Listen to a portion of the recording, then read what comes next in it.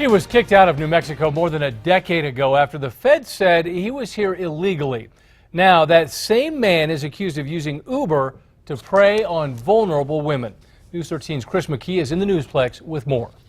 Dean, the guy accused is named Alfonso Alarcon Nunez. Police say he was a licensed Uber driver, but was stealing rides that he wasn't called to do and targeting drunk college women.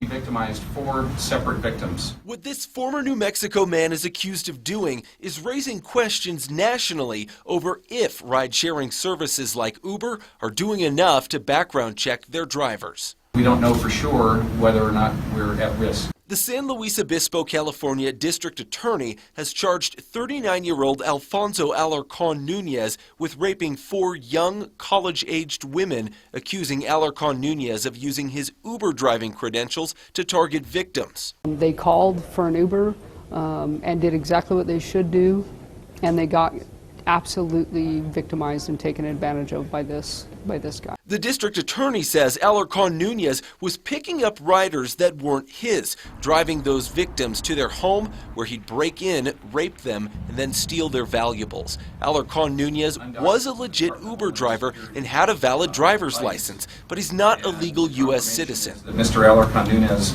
is an undocumented immigrant here in the United States, a citizen of Mexico who was deported voluntarily in 2005. Homeland Security says Alarcon Nunez was deported from New Mexico. He was contacted in New Mexico and was asked if he would voluntarily go back to Mexico. Authorities say that didn't stop him, though, from coming back to the U.S. and becoming an Uber driver in California.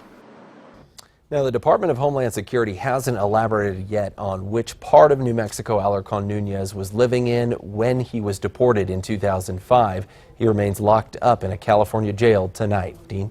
All right, Chris, thank you. Alarcon Nunez also went by the name Bruno Diaz, but does not appear to have a criminal history in New Mexico.